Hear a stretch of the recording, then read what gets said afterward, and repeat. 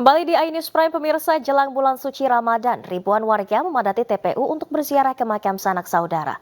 Hal ini terlihat di TPU Sempur Cilincing dan TPU Kemiri Rawamangun, Jakarta.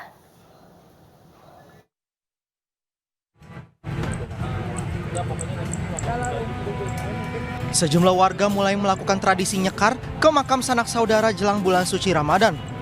Pada Minggu pagi di Taman Pemakaman Umum Semper Cilincing, Jakarta Utara, nampak sejumlah warga melakukan ziarah lebih awal. Menurut warga, ziarah dilakukan lebih awal untuk menghindari kepadatan. Selain itu, tradisi ini sudah dilakukan setiap tahun oleh warga bersama-sama dengan keluarga besar. Kita nyekar memang seperti biasa setiap tahunnya, kita sebelum menjelang Ramadan ya, kita pasti ziarah nyekar ke makam orang tua. Ini mertua saya ini di sini. Sementara itu, ribuan warga juga nampak mendatangi TPU Kemiri Rawamangun untuk berziarah ke makam sanak saudara. Mereka melantunkan doa, menabur bunga, serta membersihkan makam para orang terkasih. Keramaian di TPU ini tidak hanya dipadati oleh peziarah, namun juga pedagang bunga tabur yang menjamur di trotoar jalan. Pedagang bunga mengaku kebanjiran rezeki sejak pekan lalu, bahkan mengalami kenaikan omset hingga 70%. Ya, alhamdulillah ya, dari pagi sih ya udah cukup banyak sih. Tadi sih saya bawa kembang juga cukup banyak, alhamdulillah sekitaran mungkin yang beli udah 50-70 lah estimasinya, 70 orang. Kemungkinan kalau estimasi bisa 50-70% dari kemarin hari Jumat sama Sabtu. Diperkirakan puncak keramaian peziarah di TPU Kemiri Rawamangun akan terjadi pada pekan depan yang merupakan akhir pekan terakhir sebelum memasuki bulan suci Ramadan. Dari Jakarta, tim liputan iNews melaporkan. Pemirsa, kenaikan harga barang kebutuhan pokok masih dirasakan warga di berbagai daerah di tanah air. Selain harga beras yang melambung tinggi, harga komoditas lain juga terus melonjak.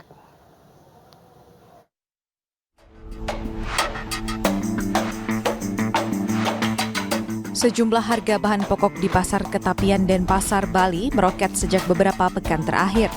Kenaikan sejumlah bahan pokok ini dikeluhkan para pedagang dan pembeli.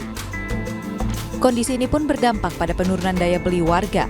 Diperkirakan kenaikan harga masih terjadi menjelang perayaan Nyepi dan memasuki bulan puasa.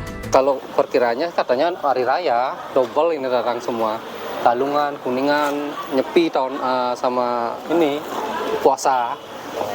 Puasa kan berbarengan ini semua datang. Tapi kalau stok aman? Stok ada aja. Ya kalau bisa dibantulah diturunkan biar masyarakat bisa menjangkaunya gitu. Kenaikan harga daging ayam dan telur ayam juga terjadi di sejumlah pasar tradisional di Bandung, Jawa Barat. Jelang bulan suci Ramadan, harga daging ayam yang semula berkisar Rp36.000 kini naik menjadi Rp38.000 hingga Rp40.000 per kilogram.